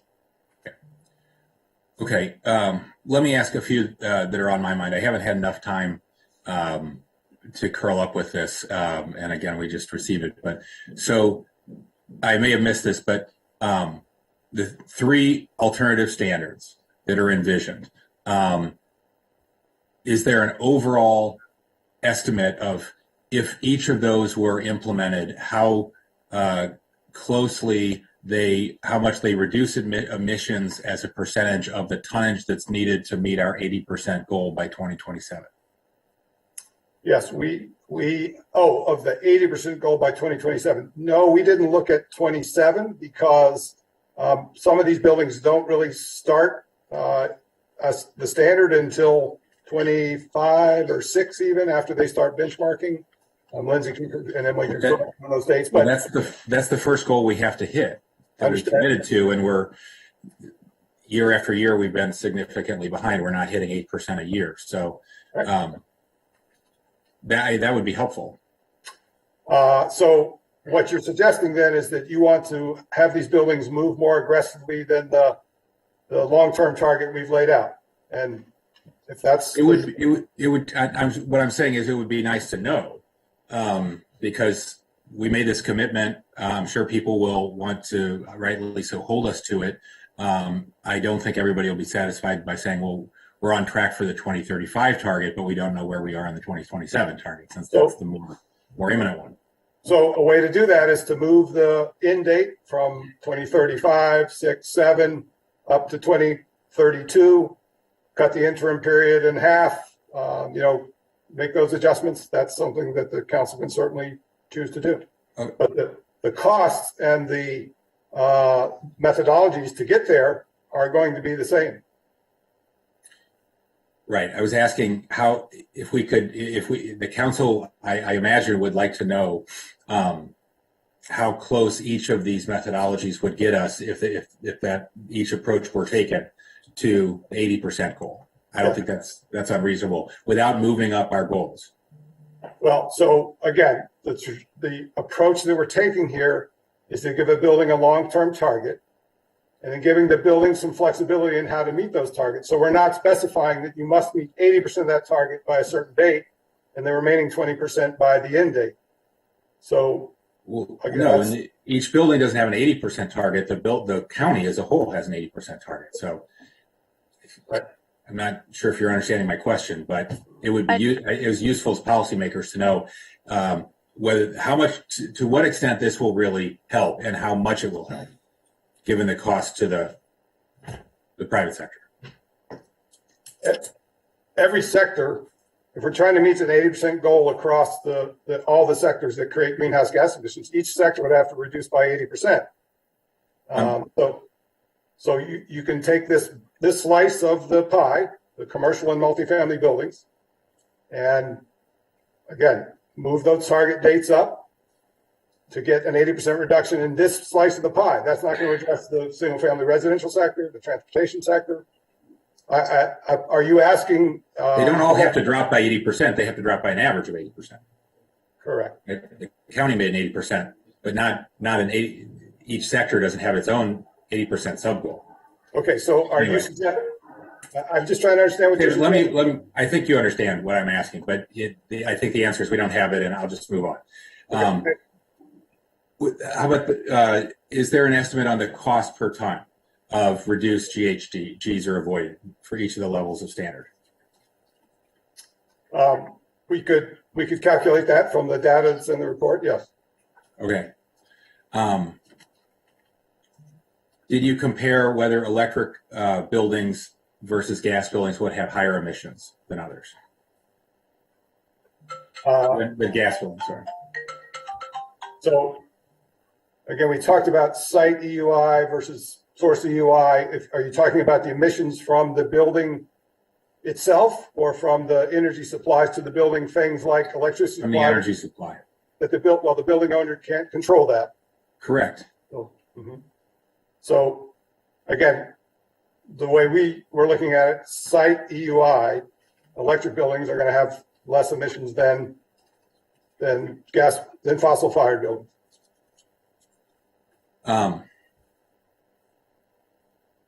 Well,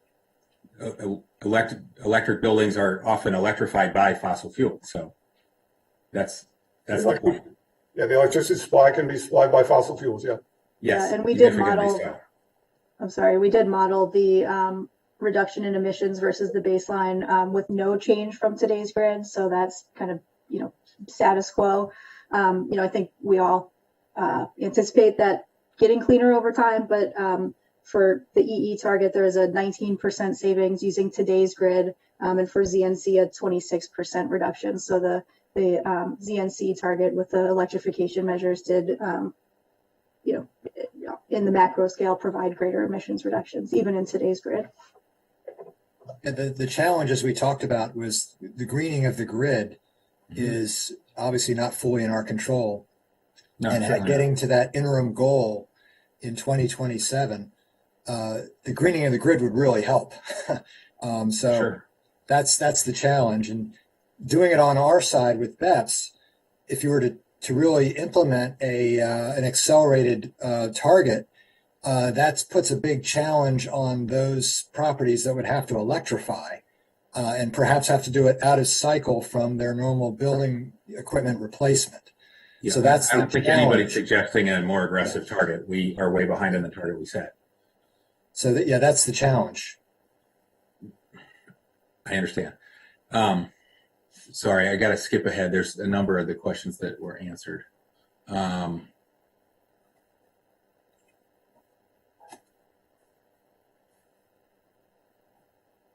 Okay, well, I'll keep looking. Councilmember Glass, you had questions.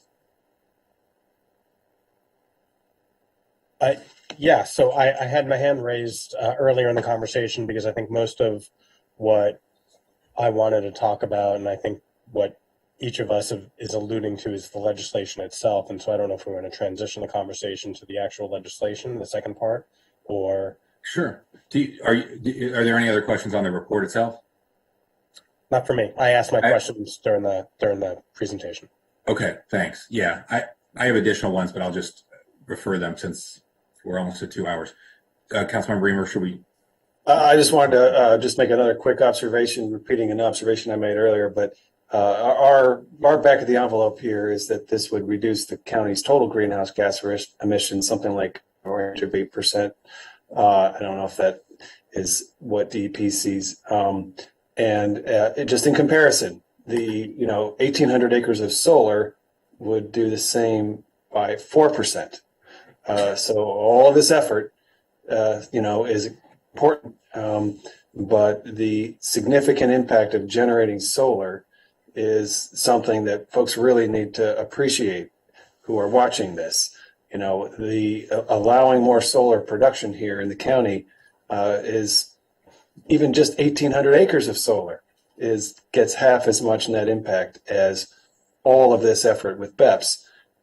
Everything's got to happen in the end. Everything's got to happen in the end. There's no way to get to zero without everything happening.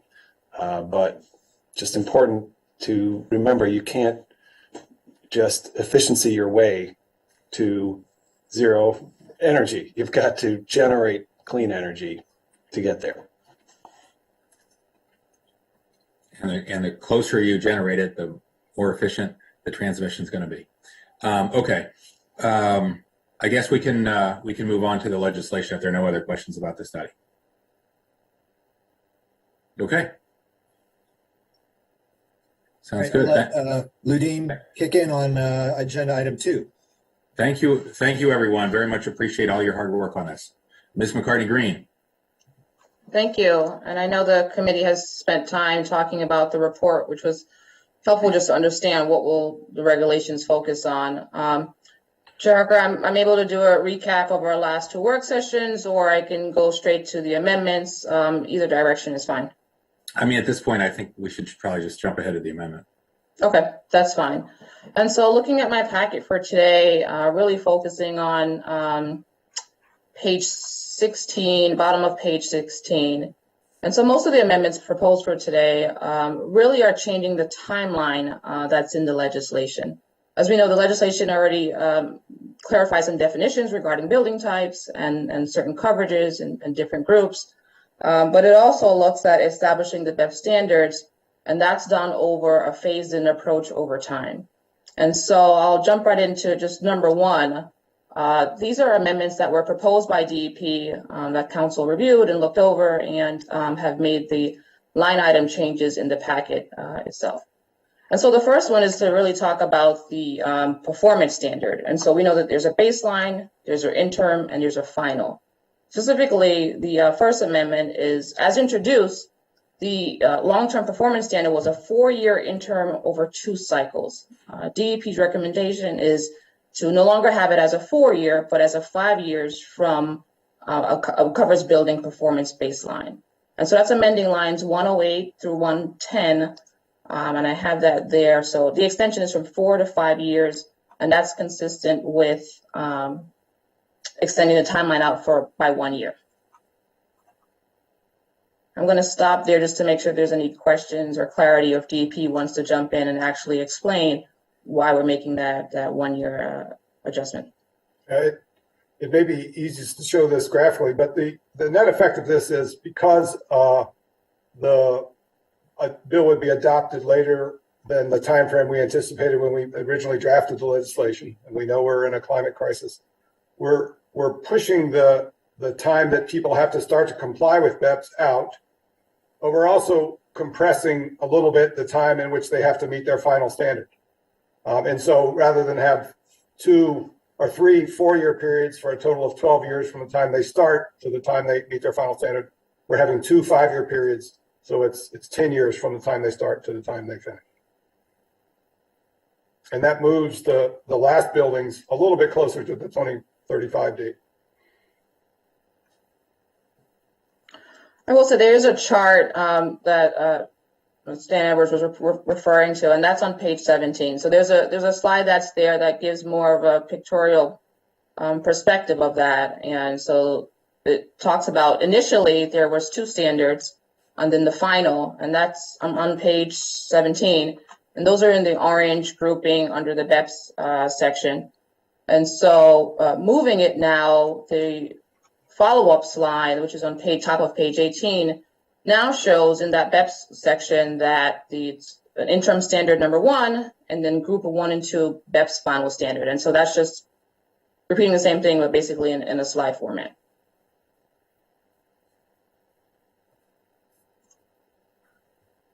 Right. So, Alex, any objection to the amendment?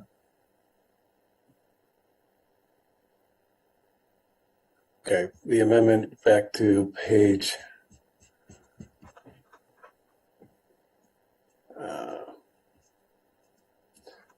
what is the scope specifically? We're talking about amendment number 1 under building coverage? Right, so the interim performance standard, moving that from 4 to 5 years, and now requiring a 5-year cycle.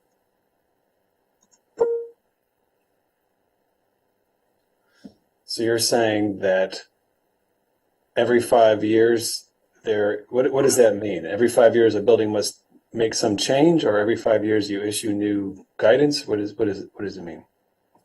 Yeah, so for group 1 and 2, our commercial buildings, it's setting that specific interim performance. This is what the DEP will use to inform the final standards. And so initially it was 2 4-year periods. That is now being amended to a 5-year cycle and removing the second interim standard.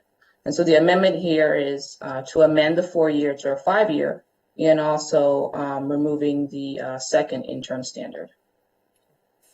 If it would be helpful, I could share my screen and show these slides if you're not looking at the packet. Would that be helpful? Maybe we just, sounds fine to me. How about that? If anybody else wants to get more into this one, we could do it otherwise. Councilmember Glass. No, I'm fine with it. Makes sense. Okay. Great. All right. Without objection. Councilmember Harker, since there's a lot of changes with dates and time, it can get a little bit muddled. So I'm happy to share my packet just so we're on the same page and everyone can see where I am. Okay. So just as a time check, I got to go before 4. I imagine we're at the 2-hour mark. So another 15 minutes. Does that work? Yes. We'll I take think this we up can again at see. the next work session. Okay. And so just let me know if you can see, I'm on page 17. Yep. Okay. And so moving on. And so the next amendment, looking at this, and this is a page 18, lines 187 to 200. And so this is changing the same nuance of the June 1st, 2022, and changing that to June 1st, 2023. And so this is moving out the commercial benchmarking for Group 3, which is cycle compliance year 2022 by June 1st, 2023. And so this is looking at the comprehensive part of it. You have your baselines, you have your start, your Beps, this is the interim performance, and then the final. And so at the top of line 187 to 200, county buildings will be required to benchmark by June 1st, 2023. So is that when the regulations are also be completed? No, so regulations will be required, and that's another line item change a little bit later. But county buildings are already benchmarking, and so they already have a head start to the process of benchmarking as opposed to multifamily. Oh, this is county owned. Sorry, I missed that. Okay, thank you. No problem. And so this is extending it from a year, from the 2022 to 2023. And so that's consistent with Group 3 and 4. And then if you notice, Group 5, which is multifamily dwelling units, has been extended to June 1st, 2024, and they will be new to the benchmarking standard. And so consistently, what I've done is just align what the group, so Group 1 and Group 2, for their performance baseline, this is just extending it out to a year. So if their benchmarking has been extended to a year, so is their performance, and the final was consistent with that as well. I am going to scroll up just so you can take a look again. This is the complete changes in that slide. And then the actual bill legislation goes through and updates the numbers from the 2023, 2024, and so on.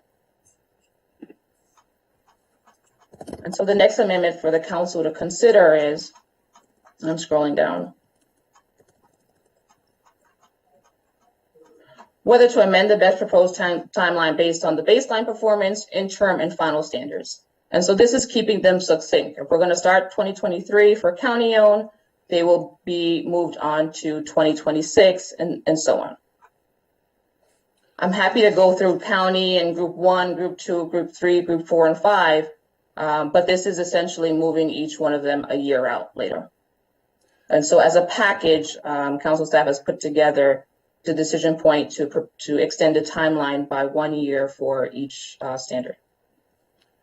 Okay, I just want to say here, I'm really getting increasingly alarmed that the state is going to preempt us, and that 1 year, which we're amending the bill to allow for,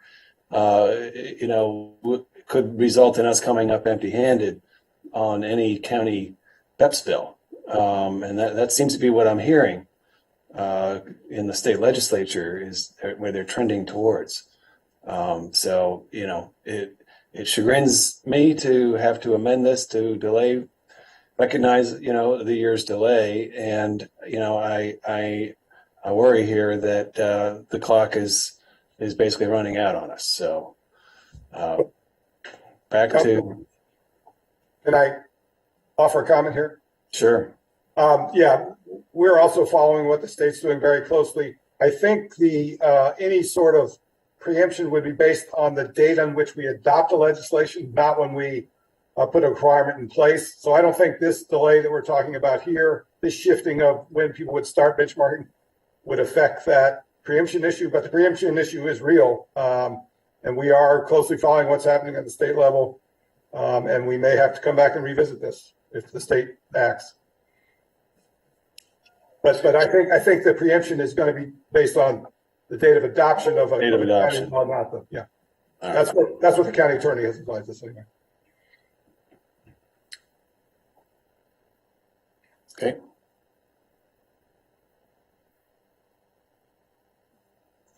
Keep going here. And so we're at the decision point of whether to amend the proposed timeline for baseline, interim, and final standards by 1 year. So moved. Yeah.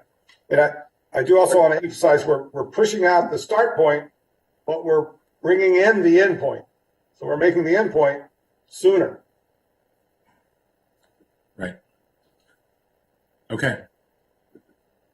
The next amendment to consider is amending lines 245 building type. So no later than from June 1st, 2022, and the amendment is now December 31st, 2023. And so this is specifically talking about the regulations that DEP will be required to submit to the council for further review. So the decision point here is whether to amend that and whether the committee is agreeable to the December 31st, 2023 amendment that has been proposed by DEP. Is that still realistic? I mean, I suppose we could take it up at the final council when we act, if you know. Yes, I think December 31, 23 is certainly Oh, realistic. 23. Yeah, not 22. Okay. You may want to, I expect you may want to shorten that time. And we will be working as hard as we can to get these regulations adopted. So, yeah. Okay. Got it. Thanks. Right. I'll just jump in and elevate what Councilmember Raymer was mentioning and what Mr. Edwards said about what's happening in Annapolis. And I have full faith in Senator Pinsky and Delegate Barve that they're doing what they got to do in the General Assembly to create a statewide model for all of us, which quite frankly is in the better interest of the state than just our jurisdiction going alone. But all of these dates might end up being moot. But I think for the time being, since we are at least in the pole position, we should just keep moving forward.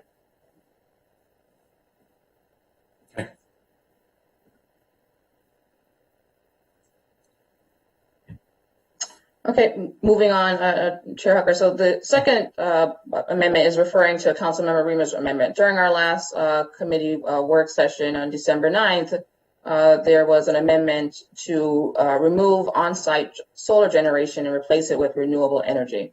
And so although that amendment was approved and adopted, there are other parts in the legislation, specifically the definition for net site EUI and normalized net site energy, that also have the term on-site solar. And so to be consistent with the amendment, council staff and DEP supports removing on-site solar and replacing it on lines 118 and 125 of the bill.